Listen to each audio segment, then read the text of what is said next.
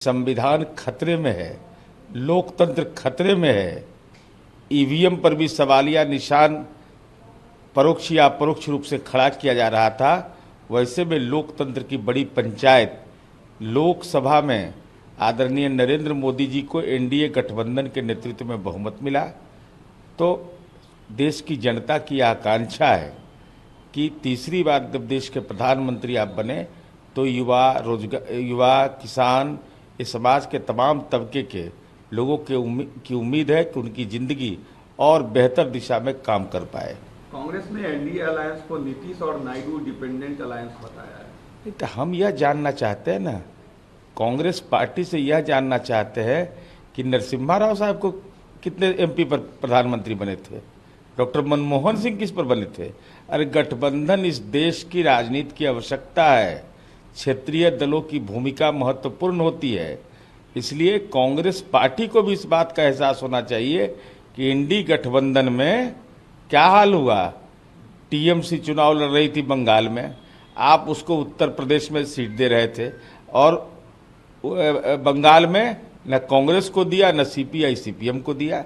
इसलिए कांग्रेस को हार स्वीकार करके मानसिक तनाव में नहीं तो राजनीति का ब्लड प्रेशर बढ़ जाएगा। संविधान खतरे में है, लोकतंत्र खतरे में है।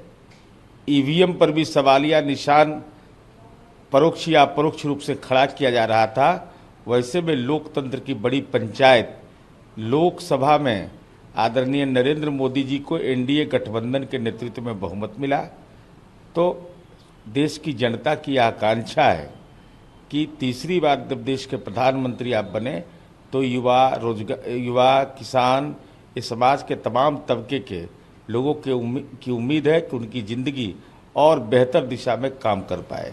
कांग्रेस ने एनडीए अलायंस को नीतीश और नायडू डिपेंडेंट अलायंस बताया है। तो हम यह जानना चाहते हैं ना, कांग्रेस पार्टी से यह जानना चाहते हैं कि नरसिम्हा राव साहब को कितने एमपी पर प्रधानमंत्री बने थे, डॉक्टर मनमोहन सिंह किस पर बने थे। अरे गठबंधन इस देश की राजनीति की आवश्यकता है। क्षेत्रीय दलों की भूमिका महत्वपूर्ण होती है। इसलिए कांग्रेस पार्टी को भी इस बात का एहसास होना चाहिए कि इंडी गठबंधन में क्या हाल हुआ। टीएमसी चुनाव लड़ रही थी बंगाल में, आप उसको उत्तर प्रदेश में सीट दे रहे थे और बंगाल में न कांग्रेस को दिया न सीपीआई सीपीएम को दिया। इसलिए कांग्रेस को हार स्वीकार करके मानसिक तनाव में नहीं तो राजनीति का ब्लड प्रेशर बढ़ जाएगा। संविधान खतरे में है, लोकतंत्र खतरे में है। ईवीएम पर भी सवालिया निशान परोक्ष या अपरोक्ष रूप से खड़ा किया जा रहा था।